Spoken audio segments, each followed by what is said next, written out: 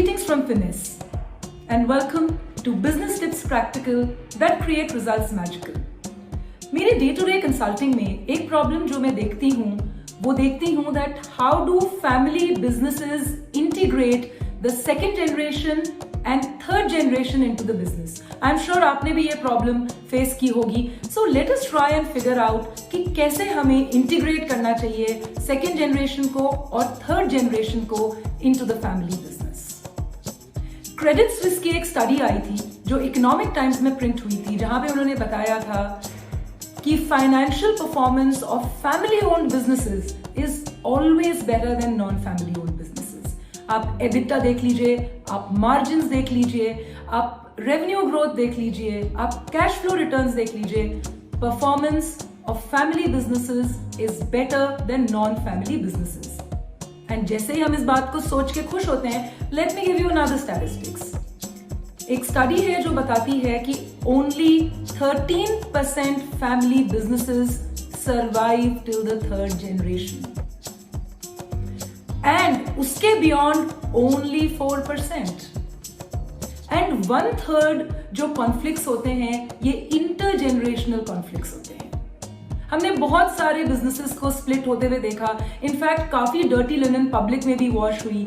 आप देखिए Apollo tyres, Ambanis, Raymond, बहुत सारे एग्जांपल्स हैं जहां पे फैमिली बिजनेसेस डिसइंटीग्रेट हुए. But at the same time कुछ फैमिली बिजनेसेस हैं जो बहुत अच्छा कर रहे हैं. तो कैसे इंटीग्रेट करना चाहिए सेकेंड जनरेशन को और थर्ड जनरेशन को? So as per me 2 levels of integration होते हैं.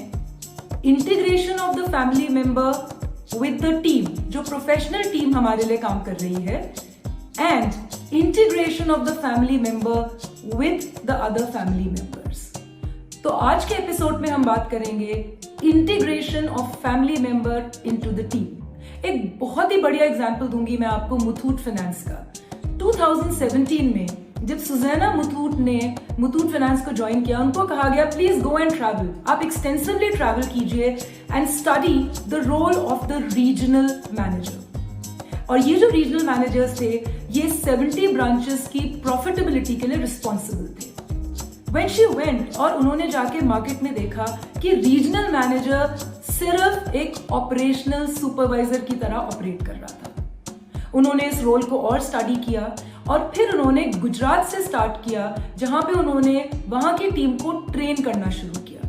उन्होंने लीडरशिप डाली उस रोल में, अकाउंटेबिलिटी डाली उस रोल के अंदर, रिस्पॉन्सिबिलिटी डाली और प्रॉफिटेबिलिटी की जिम्मेदारी दी. And she got phenomenal results. और जब वो रिजल्ट्स लेके आई, then she was allowed to implement it for the entire business. So there is a method, there is a way कि किस तरह से फैमिली बिजनेसेस में हम लोगों को इंटीग्रेट करते हैं. एग्जाम्पल 2 मैं आपको देना चाहूंगी नीलेश गुप्ता का. ल्यूपन में जब वो एंटर हुए, वो कहते हैं पहले 2 साल तक मेरा इंडक्शन होता रहा.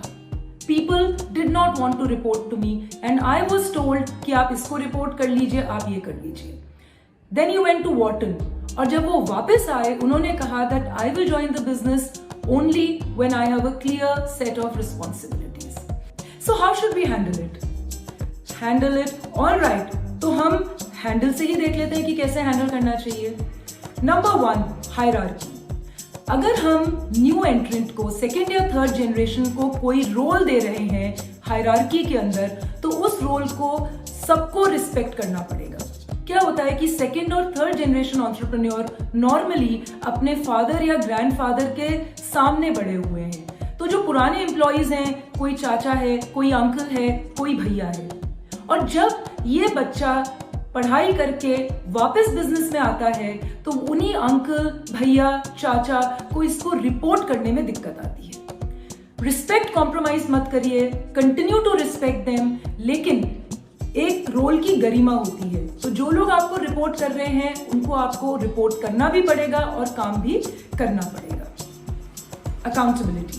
कई बार मैंने देखा है कि जब बच्चे बिजनेस में आते हैं, जो फादर्स होते हैं वो पिटर्नल ईगो में आ जाते हैं कि ये देखो, ये तुम्हारा पूरा किंगडम है and you are the king of what you serve. Absolutely wrong. एक क्लियर सेट ऑफ रिस्पॉन्सिबिलिटी होनी चाहिए और उसकी अकाउंटेबिलिटी होनी चाहिए कि आपने क्या परफॉर्मेंस दिया उस पर्टिकुलर रोल में, और तभी वो जना मीनिंगफुली इंटीग्रेट हो सकता है बिजनेस में और टीम उनको रिस्पेक्ट करेगी। फिर आता है एन। अगर आपको ये बिजनेस कल लीड करना है तो सेकेंड और थर्ड जनरेशन को एक एक निटी ग्रिटी आनी पड़ेगी। आप लोगों से तभी काम ले सकते हैं when you know what the job requires and what it entails. D, discipline.